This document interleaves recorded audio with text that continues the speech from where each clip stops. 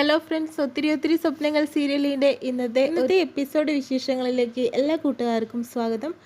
അങ്ങനെ തന്നെ എന്തായാലും ശ്രീനാഥാണെങ്കിലോ ഓഫീസിൽ ചാർജ് എടുത്തിരിക്കുകയാണല്ലോ. അതിനുശേഷം തന്നെ ഒരു ഡെലിവറി കൊടുക്കാമെന്ന് പറഞ്ഞതിന് ശേഷം തന്നെ ഇത്രയും സമയം വഴുകുകയാണ്. ആ ഒരു ഓർഡർ ചെയ്തിട്ടുള്ള ആൾ നമ്മളെ വിളിച്ച് കംപ്ലയിൻറ്റ് ചെയ്യുന്നുണ്ട്. അവരെവിടെ പോയിരിക്കുകയാണെന്നൊക്കെ പറഞ്ഞിട്ട് അവിടുത്തെ ഒരു സ്റ്റാഫിനെ വിളിച്ചിട്ട് വഴക്ക് പറയുന്നുണ്ട് കേട്ടോ. ഇത്രയും പെട്ടെന്ന് അത് ഡെലിവറി കഴിഞ്ഞതിന് ശേഷം തന്നെ എന്നെ വന്ന് കാണാനായിട്ട് പറയണമെന്നും പറയുന്നുണ്ട്. പക്ഷേ വർഷയാണെങ്കിലോ രാഘവൻ്റെ പിടിയിൽ കുടുങ്ങിയിരിക്കുകയാണ്. അതിനുശേഷം തന്നെ ആ ചാവിയാണെങ്കിലോ തനിക്ക് തരില്ല. ആ ഒരു പേപ്പറിൽ ഒപ്പിടാതെ നീ ഒരിക്കലും തന്നെ പോവില്ല ഇവിടെന്ന് പറയുന്നു. വർഷയാണെങ്കിലോ ഈ ജോലി പോയാൽ പോട്ടെ, എന്നാലും തൻ്റെ ഈ കുരുട്ട് ബുദ്ധിക്ക് ഞാൻ കൂട്ടു നിൽക്കില്ല. ഇങ്ങനെ ആ ഒരു വീട് നീ സ്വന്തമാക്കിയതിന് ശേഷം തന്നെ മറ്റൊരാൾക്ക് വിൽക്കാനും ഞാൻ സമ്മതിക്കില്ല. പാവപ്പെട്ടവർക്ക് കിട്ടുന്നതാണ്, താൻ അതിൽ ലാഭം ഉണ്ടാക്കാൻ നോക്കണ്ടെന്നൊക്കെ പറയുന്നുണ്ട് കേട്ടോ. അപ്പോഴത്തേനും അവിടെ വിളിക്കുന്നുണ്ട് കേട്ടോ വർഷ താൻ എവിടെയാണെന്നൊക്കെ ചോദിച്ചിട്ട് ഞാനിപ്പോൾ എത്തും സാർ എന്നൊക്കെ പറയുന്നുണ്ട്. പെട്ടെന്ന് എത്തിക്കോ, എന്നിട്ട് ആ ഒരു പരാതി തന്നിട്ടുള്ള ആളുടെ മുന്നിൽ ചെന്നിട്ട് അത് പിൻവലിക്കാനായിട്ട് നോക്കിക്കോ, അല്ലെങ്കിൽ ആകെ പ്രശ്നം, മാനേജർ ആകെ ചൂടിലാണ് നിൽക്കുന്നത്, എത്രയും പെട്ടെന്ന് ആയിക്കോട്ടെ എന്ന് പറയുന്നു കേട്ടോ. അപ്പോഴത്തേനും രാഘവൻ പറയുന്നുണ്ട് നിൻ്റെ ജോലി പോകുകയല്ലേ എന്ന് പറയുന്നുണ്ട്. ജോലി പോയാൽ പോട്ടെ, ഈ കൊച്ചിയിൽ വേറൊരു ജോലിക്ക് ഒരിക്കലും പഞ്ഞമല്ല, എന്നാലും തൻ്റെ ഈ ഒരു ആഗ്രഹം നടത്തി തരികയില്ല എന്നൊക്കെ പറയുന്നുണ്ട് കേട്ടോ. അതിനുശേഷം തന്നെ രാഘവൻ പിന്മാറുകയാണ് ചെയ്യുന്നത്. കാരണം എങ്ങനെയെങ്കിലും വർഷയെ തോൽപ്പിക്കാനായിട്ട് ആ സമയത്ത് പറ്റുന്നില്ല. അതിനുശേഷം തന്നെ വർഷയാണെങ്കിലോ ആ ഒരു ഫുഡുമായിട്ട് ആ ഓർഡർ ചെയ്തിട്ടുള്ള ആളുടെ വീട്ടിലെത്തുന്നു. താനൊക്കെ എന്ത് ഡെലിവറികളാണോ, കാരണം ഒരാൾ മരിക്കാൻ കിടന്നാൽ ഇത്തിരി ഭക്ഷണം കൊടുക്കാനും കൂടി പറ്റാത്തൊരവസ്ഥയിലാണല്ലോ താനൊക്കെ ഓർഡർ പിടിച്ചിട്ട് ഇങ്ങോട്ട് വരുന്ന സമയം എത്രയാവും വഴുകുന്നത്, ഞങ്ങൾ എത്ര നേരം കാത്തു നിൽക്കുന്നു എന്നൊക്കെ പറയുന്നുണ്ട്. അത് ഞാനൊരു തിരക്കിൽ പെട്ടുപോയി, അതാണ്. അത് കൊള്ളാം, ഞങ്ങളിവിടെ വെയിറ്റ് ചെയ്യുന്നതൊക്കെ വെറുതെ നഷ്ടമാണോ, ക്യാഷ് തന്നിട്ടല്ലേ, വേറൊന്നും അല്ലല്ലോ. ഈ പരാതി ഒന്ന് പിൻവലിക്കണമെന്ന് പറയുന്നുണ്ട്. അതൊരിക്കലും ഞാൻ പിൻവലിക്കില്ല, തനിക്ക് ഇങ്ങനെ ഒരു പരാതി അവിടെ കിടക്കട്ടെ എന്നൊക്കെ പറയുന്നു. എന്നതിന് ശേഷം തന്നെ അവിടുന്ന് പോരാട്ടോ ചെയ്യുന്നത്. അയ്യോ, ഇയാൾ പരാതി കൊടുത്തു, തൻ്റെ ജോലി എന്താണെന്ന് അറിയാതെ ആകെ ടെൻഷനാണ് കേട്ടോ വർഷയ്ക്ക്. പിന്നീട് ശ്രീനാഥാണെങ്കിലോ വേറൊരാളെ വിളിക്കുന്നുണ്ട്, തൻ്റെ ഫ്രണ്ടിനെ വിളിച്ചിട്ട് ആ ഒരു MGK മീഡിയയിലെ ശിവയെ അന്വേഷിക്കുന്നുണ്ട്. അവളിലൂടെ മാത്രമേ വർഷയെ എനിക്ക് കണ്ടെത്താൻ സാധിക്കുകയുള്ളൂ, തന്നോട് എത്ര വട്ടമായി പറയുന്നു എന്നൊക്കെ പറഞ്ഞ് ദേഷ്യപ്പെടുന്നുണ്ട്. വർഷയെ എത്രയും പെട്ടെന്ന് കണ്ടുപിടിക്കണം എന്നുള്ള ഉദ്ദേശത്തിലാണ് ശ്രീ നടക്കുന്നത്. പെട്ടെന്ന് അയാൾക്ക് വീണ്ടും വർഷയെ കാണണം എന്നുള്ള ആഗ്രഹമൊക്കെ മാറുന്നുണ്ട്, അതായത് ഡെലിവറികളിനെ. പെട്ടെന്ന് അവിടെ നിന്നൊരു സ്റ്റാഫ് തലവേദന, താൻ എന്തിനാണോ എൻ്റെ ഫോൺ ഉപയോഗിച്ച് പോയത്, തന്നോട് പറഞ്ഞിട്ടില്ലേ പേഴ്സണൽ ആവശ്യത്തിന് ഫോൺ എടുക്കരുതെന്നൊക്കെ. അതിനുശേഷം തന്നെ പെട്ടെന്ന് വർഷയെക്കുറിച്ചുള്ള ആലോചന മറന്നു എന്നാണ് തോന്നുന്നത്. പാവം വർഷം എങ്ങനെ രക്ഷപ്പെട്ടോട്ടെ എന്ന് പറയുന്നു കേട്ടോ. സാറിന് കാര്യമായിട്ട് എന്തോ പ്രശ്നം പറ്റിയിട്ടുണ്ടെന്ന് അയാൾക്ക് മനസ്സിലാവുന്നുണ്ട്. പിന്നീടാണെങ്കിൽ വിവേകും ധനപാലനും അതുപോലെ തന്നെ വസുന്ധരയും എല്ലാവരും കൂടി നിന്നിട്ട് വർഷയുടെയും വിവേകിൻ്റെയും ജാതകം, അതായത് പൊരുത്തം നോക്കുക കേട്ടോ ചെയ്യുന്നത്. ഇവരുടെ ജാതകത്തിൽ പ്രശ്നമൊന്നുമില്ല ധനപാലൻ പറയുന്നുണ്ട്. പക്ഷേ 6 മാസത്തിനുള്ളിൽ വിവാഹം നടത്തണം, പക്ഷെ അതിൻ്റെ മുന്നേ ആയിട്ട് ഇവരുടെ കല്യാണ നിശ്ചയം വരെ നടത്തണം എന്ന് പറയുന്നു. അല്ലെങ്കിൽ ഒരു 5 വർഷത്തിന് ശേഷമാണ് ഇതൊക്കെ ഉണ്ടാവുള്ളൂ എന്നും പറയുന്നു കേട്ടോ.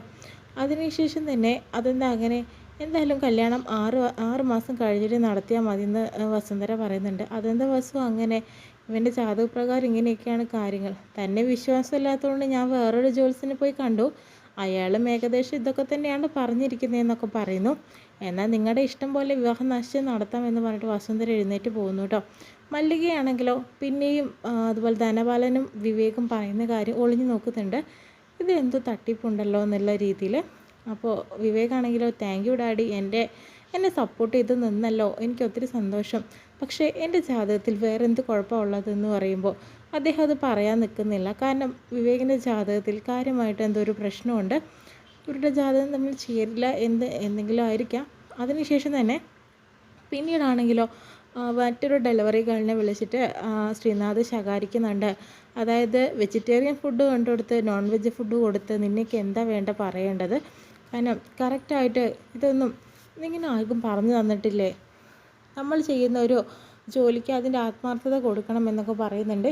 ഇത് കമ്പനി അയാൾക്ക് റീഫണ്ട് ചെയ്യേണ്ട അവസ്ഥയാണ് വന്നിരിക്കുന്നത് എന്നൊക്കെ പറയുമ്പോൾ അവൾ പറയുന്നുണ്ട് എൻ്റെ സാലറിയിൽ നിന്ന് കൊടുത്തോളൂ സർ, അതെന്തായാലും കൊടുക്കും, പക്ഷേ ഇതിന് തക്ക ശിക്ഷ തനിക്ക് കിട്ടുമെന്നൊക്കെ പറയുന്നു. താൻ വേഗം പൊക്കോളാൻ പറഞ്ഞു വിടുന്നു കേട്ടോ.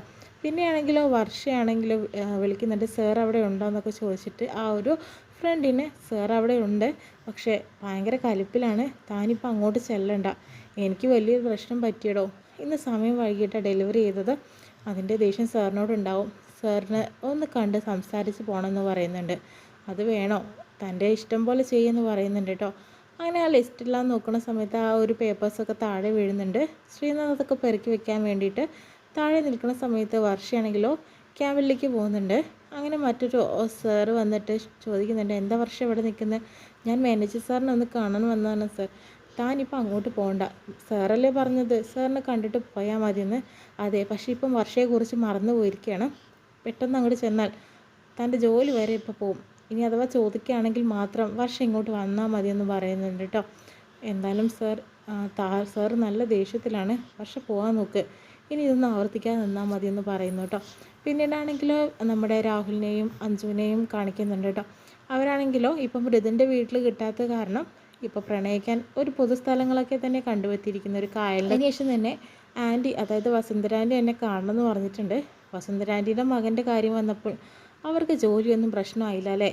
അതല്ല രാഹുൽ കയറുന്നല്ല, വിവേകിനോടും 6 മാസം സമയം കൊടുത്തിട്ടുണ്ട് അവനൊരു ജോലി കണ്ടുപിടിക്കാൻ വേണ്ടിയിട്ട്. പക്ഷേ ആൻറ്റി എന്തിനാ എന്നെ വിളിച്ചത്? എന്നെ ഒറ്റയ്ക്ക് പൊരിക്കാനാണെങ്കിൽ ഞാൻ തിരിച്ച് മറുപടി പറയട്ടോ, ഇനി ഞാൻ അങ്ങനെ നോക്കില്ല എന്നൊക്കെ പറഞ്ഞിരിക്കുന്ന സമയത്ത് വർഷം അങ്ങോട്ട് വരുന്നുണ്ട്. ആഹാ, നിങ്ങൾ രണ്ടുപേരും ഇവിടെ ഇരിക്കുകയാണോ? വർഷം ഇപ്പോൾ ഇങ്ങോട്ടാണ്. ഞാനിവിടെ ഒരു ഡെലിവറി കൊടുക്കാൻ വേണ്ടി വന്നതാണ്. അപ്രതീക്ഷിതമായിട്ടാണ് നിങ്ങളെ കണ്ടത് എന്ന് പറയുന്നു. രാഹുലാണെങ്കിലോ വിവേക് നല്ല പയ്യനാണ്, എന്നാലും നിങ്ങൾ ഒരുപാട് ചേർച്ചയുണ്ടെന്നൊക്കെ പറയുന്നുണ്ട്. ഇവർ പറയുന്ന പോലെയൊന്നും അല്ല രാഹുലേടാ, ഞാൻ കല്യാണത്തിന് പ്രിപ്പയർ ആയിട്ടൊന്നുമില്ല. ഇവർ പറയുന്ന പോലെ എനിക്ക് ഇവരോട് പൂർണ്ണമായി ഇഷ്ടം പറയാനുമായിട്ടില്ല എന്നൊക്കെ പറയുന്നുണ്ട് കേട്ടോ. എന്തായാലും 6 മാസം സമയമുണ്ടല്ലോ, അയാളെക്കുറിച്ച് നല്ല മനസ്സിലാക്കാനൊക്കെ പറയുന്നു. എന്നാൽ ഞാൻ പോട്ടെ, രാവിലെ മുതൽ ഓരോരോ പ്രശ്നങ്ങളാണ്. ഇതും ഡെലിവറി മുടങ്ങിയിട്ടുണ്ടെങ്കിൽ ഇന്ന് എൻ്റെ ജോലി പോകുമെന്ന് പറയുന്നു. ഇന്ന് ഞാൻ പൊക്കോട്ടെ എന്ന് പറഞ്ഞ് പോകുന്നു കേട്ടോ. ആ സമയത്താണെങ്കിൽ വിവേകാണ് അറിയില്ല ഈ ഒരു കസ്റ്റമർ എന്നുള്ളത്. അതിനുശേഷം തന്നെ ഫോൺ വിളിച്ചിട്ട് ഈ ബോട്ടിലേക്ക് വരണം എന്ന് പറയുന്നു. ബോട്ടിലേക്കൊന്നും എനിക്ക് വരാൻ പറ്റില്ല എന്ന് പറയുന്നുണ്ട്. എന്നാൽ ഇങ്ങോട്ട് നോക്കുക ആരാന്നുള്ളത്. പെട്ടെന്നാണ് കേട്ടോ കാണുന്നത് വിവേകിനെ. താനെന്താടോ ഇവിടെ നിൽക്കുന്ന വിവേക്? എന്നേ തന്നോട് കുറച്ച് സംസാരിക്കണം എന്നുണ്ട്, അതിനാണ് വന്നത്. ഞാൻ പറഞ്ഞിട്ടില്ലേ എനിക്ക് ഈ റൊമാൻസ് ഒന്നും ഇഷ്ടമല്ല, വിവാഹം കഴിക്കണവരെ എന്നൊക്കെ. അതൊന്നല്ലടോ, കുറച്ച് കാര്യങ്ങൾ സംസാരിക്കണം. താൻ ബോട്ടിലോട്ട് കയറിക്ക്, ഞാൻ വരുത്തുന്നില്ല. എനിക്ക് സംസാരിക്കണോ വായോ എന്ന് പറഞ്ഞിട്ട് പിടിച്ച് വലിച്ച് കൊണ്ടുപോകാം കേട്ടോ. നമുക്കിന്ന് കുറേ കാര്യങ്ങൾ പ്ലാൻ ചെയ്യാനുണ്ട്. അതിനുവേണ്ടി ഫുഡ് കൊണ്ട് തന്നെ ഇങ്ങോട്ട് വരാനായിട്ട് പറഞ്ഞതെന്നൊക്കെ പറഞ്ഞിട്ട് വർഷയെ പിടിച്ചു കൊണ്ട് പോകാം കേട്ടോ. പെട്ടെന്ന് ശ്രീനാഥ് പുറത്തേക്ക് വരുന്നുണ്ട് ഓഫീസിൽ നിന്ന്. അയാൾ കുറേ ചിന്തിക്കുന്നുണ്ട് കേട്ടോ. എത്രയും പെട്ടെന്ന് വർഷയെ കണ്ടെത്താൻ എന്താ മാർഗം എന്നുള്ളത്. ഉടനടി തന്നെ വർഷയെ അയാൾ കണ്ടെത്തും. പക്ഷേ അയാൾ വർഷയെ കണ്ടെത്തുമ്പോൾ ശരിക്കും വർഷയെ ഓർമ്മയുണ്ടാവും എന്നുള്ളത് സംശയമാണ്. ഇത്രയും കാണിച്ചുകൊണ്ടാണ് കേട്ടോ ഇന്നത്തെ എപ്പിസോഡ് വിശേഷം കഴിയുന്നത്.